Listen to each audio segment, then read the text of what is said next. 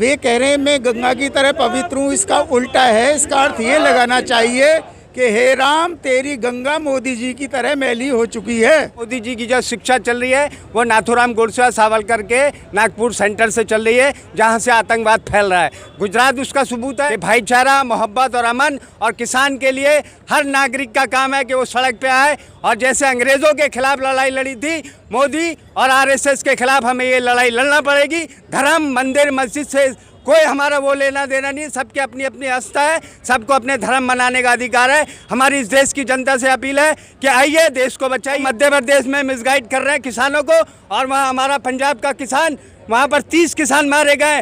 कल एक किसान ने आत्महत्या की। ये हमारे शर्म के लिए बात है, क्योंकि किसान हमारे मुल्क की सबसे बड़ी ताकत है। किसान नहीं तो भारत नहीं। मैं इस वक्त मुंबई से सटे मीरा रोड स्टेशन के बाहर खड़ा हूँ।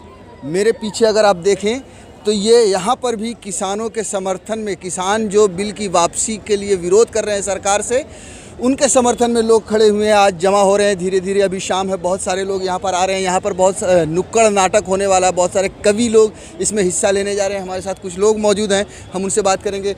सबसे पहले शिवम, आप बताइए, आज भी नरेंद्र मोदी जी ने कहा है कि मेरी नीयत गंगा की तरह साफ और पवित्र है। आपको उन पर विश्वास है? अगर मैं ये कहूँगा कि उनको ऐसा लग रहा है कि उनके बातें सुनकर किसान समझ जाएगा, तो उनको सिंघू बॉर्डर पर जाना चाहिए। दिल्ली के जगह जगह बॉर्डर पे जो किसान ठंड में 3-3 डिग्री 2-2 डिग्री टेम्परेचर में बैठे हैं, उनसे जाकर सीधी बात करना चाहिए और उनको बताना चाहिए कि क्यों किसान नाराज़ है और क्यों आज तक किसानों की जो हालत है वो सुधार नहीं पाए हैं। नहीं, लेकिन क्या आपको ये सारी बातें हो रही हैं, आपको मोदी जी की बातों पर विश्वास है? बिल्कुल विश्वास नहीं है, क्योंकि कथनी और करनी में ये सरकार के फ़र्क होता है।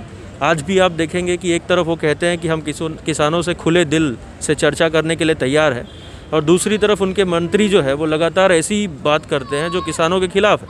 जो कभी कहते हैं कि उसमें नक्सलवादी लोग हैं, कभी कहते हैं उसमें खलिस्तानी लोग हैं, कभी कहते हैं कि ये एंटी नेशनल है, कभी कहते हैं कि ये सारे वामपंथी है जो किसानों को भड़का रहे। यानी कहीं ना कहीं आप किसानों को, जो किसानों के प्रति उदासीनता है वो दिखाई देता है। अगर आप सही में आपकी मंशा होती बात करने की, समझाने की, तो आपने बिल बनाने के पहले ही उनसे बात किया होता, जो कानूनी प्रक्रिया के अनुसार होनी चाहिए।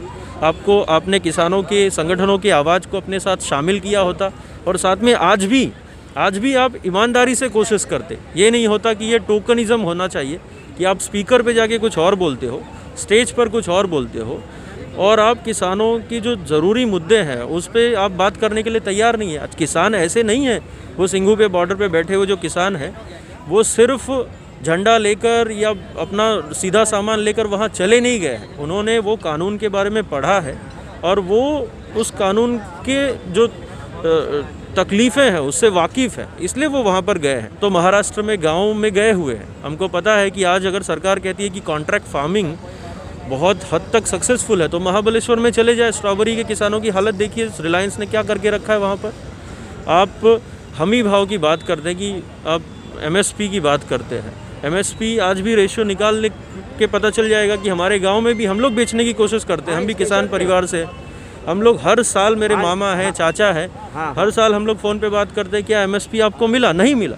किसान को अपने गेहूँ को गले में रख के, द्वार पे रख के, दरवाजे पे रख के ढूंढना पड़ता है व्यापारी, क्योंकि वो एफसीआई के गोदाम इतने भरे होते हैं कि वो लेना तक दूभर है उनसे। वो बार बार टाल देते हैं, लिया तो पैसा नहीं मिलता है।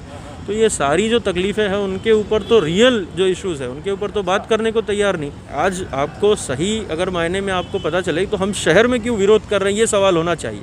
हमको क्या करना किसान और किसान के फसल से, लेकिन हमको ये लग रहा है कि वो तीनों कानून अगर वहाँ ज़मीन पर लागू होते हैं किसान के ऊपर, तो उसका सीधा असर हमारे ऊपर पड़ेगा, शहर के ऊपर।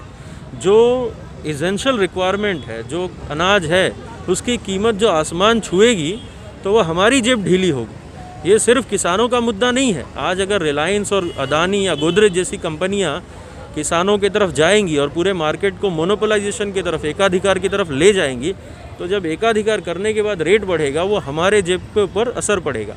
आज हम इसलिए यहाँ पर खड़े हैं। प्रधानमंत्री बार बार कह रहे हैं कि हम संशोधन करेंगे, हम लिखित में दे रहे हैं। आज भी कहा एमपी में कि हमारी जो नीयत है वो गंगा की तरह पवित्र है किसानों के लिए। आपको यकीन है प्रधानमंत्री पे? देखिए, पहली बात तो ये है कि जो बातें वो कह रहे हैं इससे पहले सभी चीज़ों के ऊपर उन्होंने इस तरीके के बातें रख चुके हैं।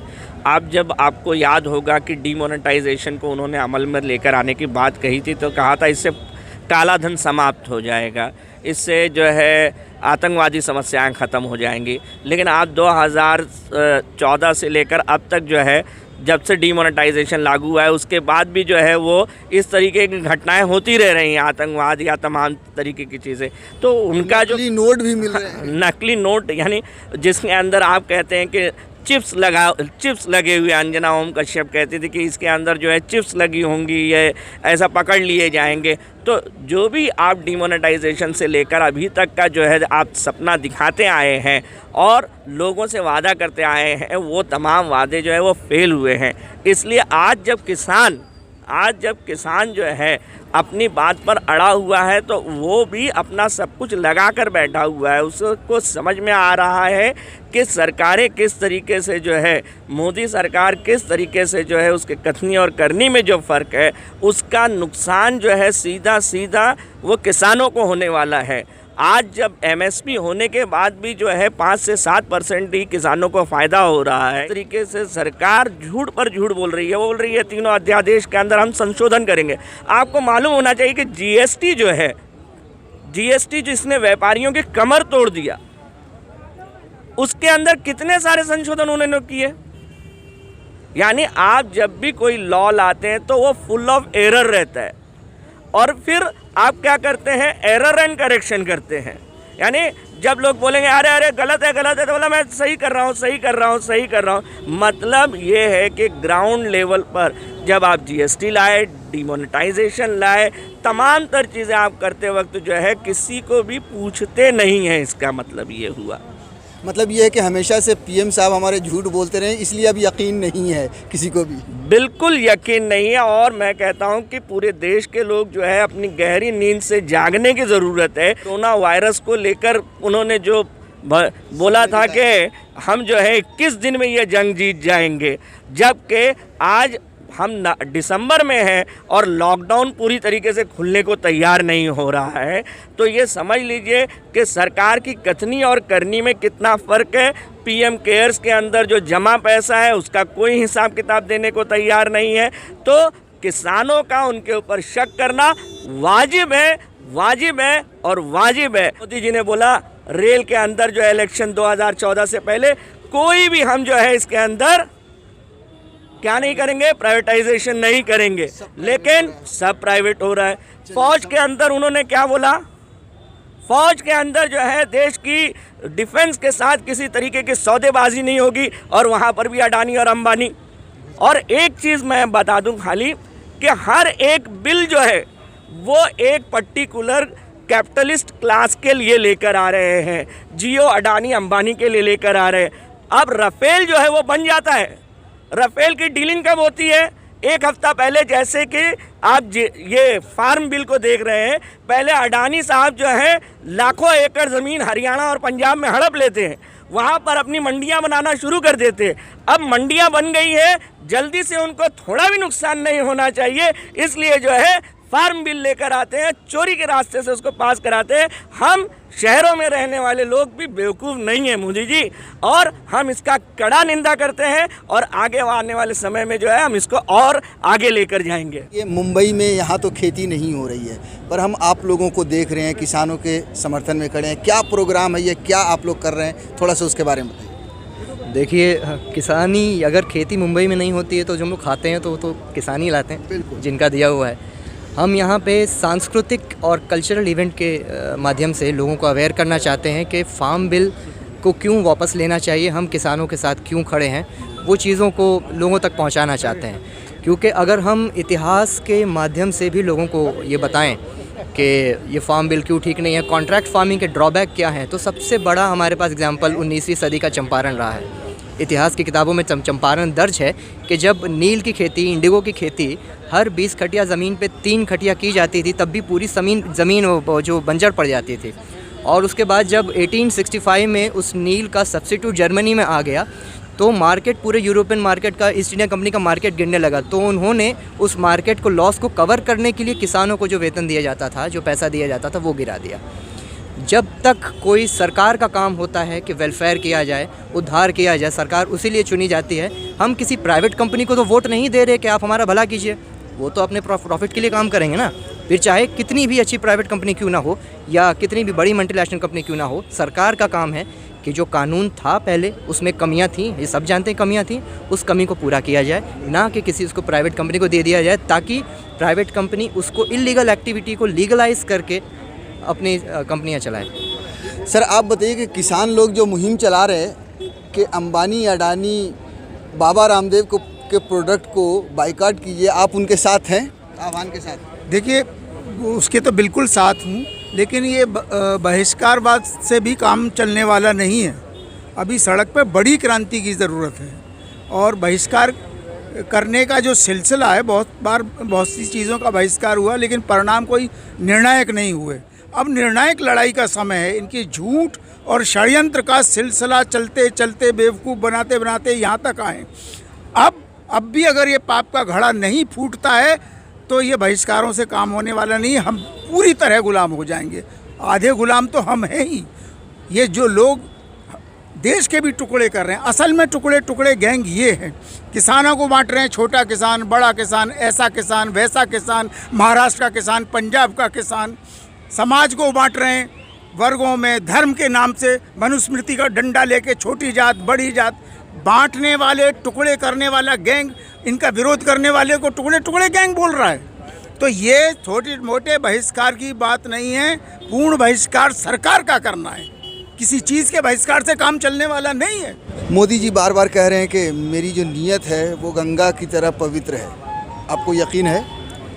जी बिल्कुल यकीन नहीं है, इसलिए कि जब 2014 में पहली बार ये प्रधानमंत्री बनने का सपना लेके आए थे, इन्होंने कहा था सबका विकास सबका साथ। आज देश की हालत ये है कि हमारा देश बेरोज़गारी, भूखमरी और हमारे मुल्क की जो GST पूरे ज़ीरो पर है। बांग्लादेश जैसे देश, पाकिस्तान जैसी कंट्रियां आगे बढ़ रही है बिजनेस में, और हमारे मुल्क का जो मजदूर तबका है, गरीब तबका है, वो भूख से मर रहा है।